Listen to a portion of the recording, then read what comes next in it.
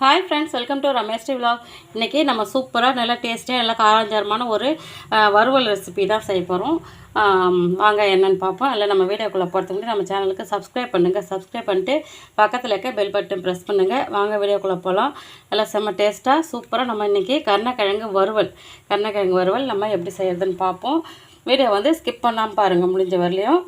நான் வந்து கருணக்கிழங்கை இந்த மாதிரி அரிஞ்சிட்டு இங்கே பாருங்கள், இந்த சைஸுக்கு கட் பண்ணி வச்சுட்டு கழுவிட்டு வச்சுருக்கேன். மேலே இருக்க தோலெல்லாம் வயிட்டிட்டு கட் பண்ணி கழுவிட்டு வச்சுருக்கேன். நல்லா 2 தண்ணி ஊற்றி நல்லா இதில் மண் இருக்கும், நைஸாக மண் இருக்கும். அதனால் நல்லா தேய்ச்சி கழுவிட்டு வச்சுருக்கேன். வானலில் தண்ணி வச்சுருக்கேன். கருணக்கிழங்கை வேக வச்சு நம்ம இன்றைக்கி வறுவல் செய்ய போகிறோம். செம்ம சூப்பராக இருக்கும். சாம்பார் சாதம், ரசம் சாதத்துக்கெலாம் சூப்பரான காம்பினேஷன் இந்த கருணக்கிழங்கு வறுவல் நல்லாயிருக்கும். நான் வானலில் தண்ணி வச்சுருக்கேன். தண்ணியில் வந்து நான் உப்பு மஞ்சள்தூள் எதுவுமே சேர்க்கல, அப்படியே தான் வேக வைக்க போகிறேன். உப்பு போட்டால் அந்த அளவுக்கு சீக்கிரம் வேகாது. மஞ்சள்தூள் நம்ம அப்புறம் கூட போட்டுக்கலாம். நம்ம காரம் போட்டு கலக்கும்போது கூட மஞ்சள்தூள் வேணும்னா போட்டுக்கலாம், வேணான்னா விட்டுடலாம். நான் தண்ணி கொதிக்க வச்சுருக்கேன். தண்ணியில் வந்து நம்ம கழுவி வச்சா கருணக்கிழங்கு எடுத்து போட்டுடலாம். போட்டுட்டு கருணக்கிழங்கு நல்லா வேகணும். நம்ம கொஞ்சம் நல்லா வெந்ததுக்கப்புறம் நம்ம அப்பப்போ கிளறி விடணும். அடியிலேருந்து கரண்டி எல்லாம் கிளறி திருப்பி விடணும். அடியிலேருந்து ஜல்லிக்கரண்டில் திருப்பி விடணும். அப்படியே விட்டுட்டோம்னா அடியில் வந்துடும், மேலே வேகாது. வெந்ததுக்கப்புறம் நல்லா இப்படி அழுத்தி பார்க்கணும். நல்லா அழுந்துச்சுன்னா வெந்துருச்சுன்னு அர்த்தம். கொஞ்சம் ஹார்டாக இருந்துச்சுன்னா, அழுந்தாமல் இருந்துச்சுன்னா வேகலைன்னு அர்த்தம். எல்லாருக்கும் தெரியாததெல்லாம் ஒன்றும் இல்லை, தெரியாதவங்களுக்காக சொல்கிறேன், தப்பாக நினச்சிக்காதீங்க. நம்ம இப்போ கருணக்கிழங்கை வேக வச்சுக்கலாம். யாருக்கும் தெரியாததெல்லாம் இல்லை, கருணக்கிழங்கு வேக வைக்கிறதுல யாருக்கும் தெரியாதவங்களுக்கு நான் சொல்கிறேன், அவ்வளோதான். நம்ம கருணக்கிழங்கு போட்டுட்டு அப்படியே வேகட்டும்.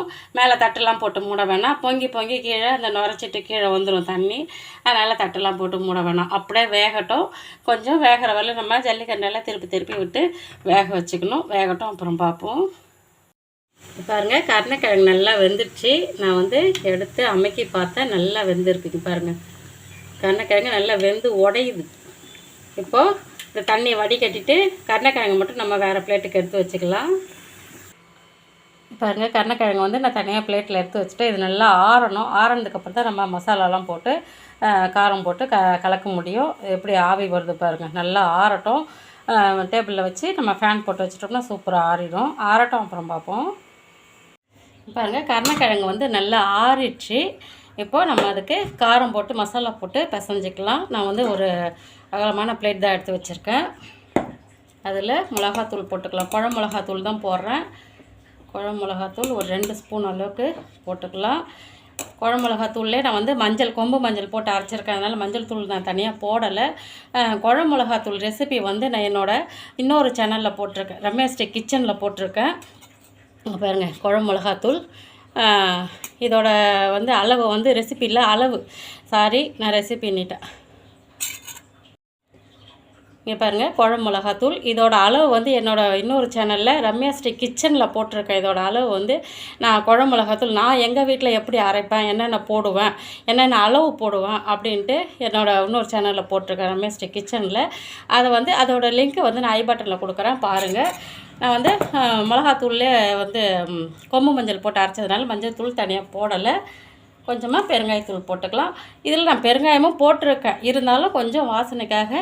கருணக்கிழங்குலாம் கொஞ்சம் கேஸ் இல்லை, வாயு ப்ராப்ளம், லைட்டாக வாயு ப்ராப்ளம் வரும். அதனால் கொஞ்சமாக பெருங்காயத்தூள் வாசனையாக இருக்கிறதுக்காக கொஞ்சமாக போட்டுக்கிறேன். நான் மிளகாத்தூள்லேயே வந்து பெருங்காயம் போட்டு அரைச்சிருக்கேன். நான் என்னென்ன போட்டேன்றதை அதில் அந்த இன்னொரு சேனலில் போட்டிருக்கேன் நான் மிளகாத்தூளுக்கு. அதோடய லிங்க்கை கொடுக்குறேன், பாருங்கள். சால்ட்டு போட்டுக்கலாம். சால்ட்டு வந்து ஒரு 2 ஸ்பூன் அளவுக்கு போட்டுக்கிறேன். நான் வந்து ஒரு 1/2 கிலோ அளவுக்கு கருணக்கிழங்கு எடுத்திருக்கேன். அதுக்கு தகுந்த உப்பு காரம் எல்லாம் போட்டுக்கிட்டு கொஞ்சம் கொஞ்சமாக தண்ணி ஊற்றி நல்லா கலக்கிக்கலாம்.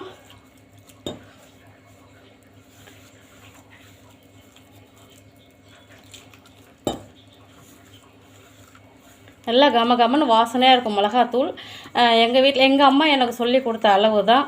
அதில் அதை நான் அப்படியே மெயின்டைன் பண்ணிட்டு வரேன். நல்லா கமன்னு வாசனையாக இருக்கும் குழம்பு. எந்த குழம்பு, நான்வெஜ்ஜு, வெஜ்ஜு, பொரியல், வறுவல் எல்லாத்துக்குமே இது தான், இந்த தூள் தான் எனக்கு போடுவேன் நான். இதோட அளவு போட்டிருக்கேன். என்னோடய இன்னொரு சேனலில் ரம்யா ஸ்ரீ கிச்சனில் போட்டிருக்கேன். அதோட லிங்க் ஐ பட்டனில் கொடுக்குறேன் பாருங்கள். இப்போ எல்லாத்தையும் உப்பு காரம் எல்லாத்தையும் நல்லா கலந்தாச்சு. ரொம்ப தண்ணியாக கலக்கக்கூடாது, அப்புறம் கருணக்கிழங்குல அது மசாலா ஒட்டாது.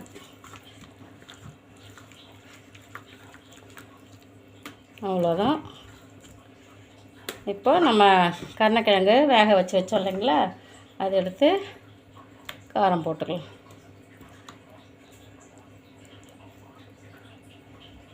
இந்த மாதிரி காரம் போட்டு ஒரு பிளேட்டில் எடுத்து வச்சுக்கலாம், இல்லை இப்படியே கூட ஓரமாக வச்சுக்கலாம். நல்லா வேக வச்சுட்டேன் கருணக்கிழங்கு.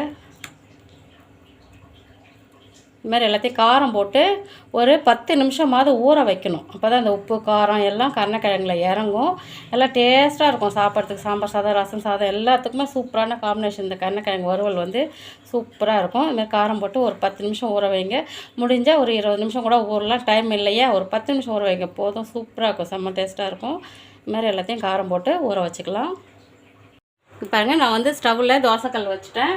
தோசைக்கல்லில் எண்ணெய் ஊற்றிக்கலாம். எண்ணெய் வந்து கொஞ்சம் இதுக்கு கொஞ்சம் கூடுதலாகவே ஊற்றினா நல்லா மொறுமொறுன்னு வறுக்கலாம். நல்லா வாசனையாகவும் இருக்கும் சாப்பிட்றதுக்கு. எண்ணெய் ஊற்றிட்டு நம்ம கருணக்கிழங்கு காரம் போட்டு வச்சோம் இல்லைங்களா, நான் கொஞ்சம் வந்து தனியாக பேட்ச் பாதி பேட்ச் எடுத்து வச்சுட்டேன், அப்புறமா வறுத்துக்கலான்னிட்டு. இப்போ சாப்பிட்றதுக்கு மட்டும் எடுத்துக்கிட்டேன். நல்லா ஒரு 10 நிமிஷம் ஊற வச்சேன். நம்ம காரம் போட்டு வச்சா கருணக்கிழங்க தோசைக்கல்லில் எடுத்து வச்சிடலாம்.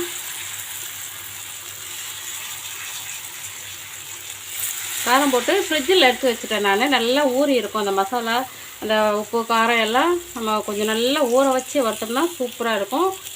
இப்போ நான் வீடியோக்காக ஒரு 10 நிமிஷம் தான் ஊற வச்சுருக்கேன்.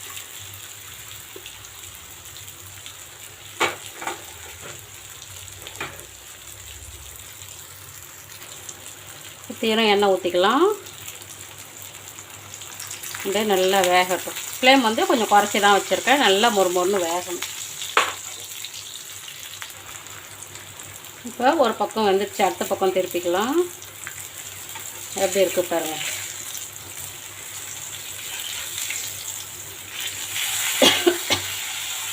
நல்லா கமன்னு வாசனையாக இருக்கும். இந்த மிளகாத்தூள் வந்து நாங்கள் அரைக்கிறது எங்களுக்கு பிடிச்சிருக்கு. உங்களுக்குலாம் எப்படி பிடிக்கும்னு தெரியல.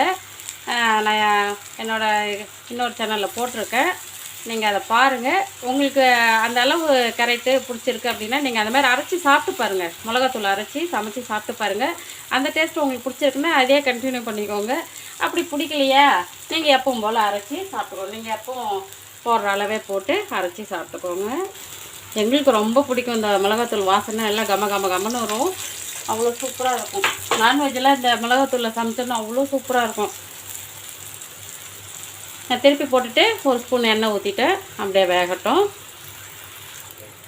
பாருங்க, கருணக்கிழங்கு நல்லா வெந்துடுச்சு. இப்போ நம்ம எடுத்துடலாம். நல்லா மொறுமொறுன்னு சூப்பராக இருக்கும். எடுத்து அழகாக பிளேட்டில் வச்சிடலாம். எப்படி வெந்திருக்கு பாருங்கள், சூப்பராக.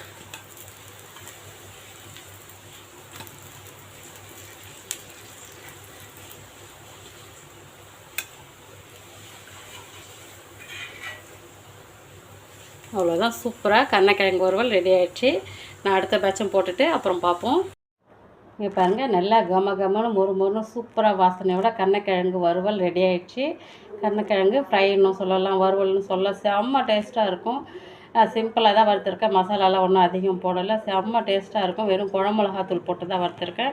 எல்லாம் அவ்வளோ சூப்பராக இருக்கும். சாம்பார் சாதம், ரசம் சாதம், தயிர் சாதம், மெயினாக கீரை சாதத்துக்கு சூப்பராக இருக்கும்.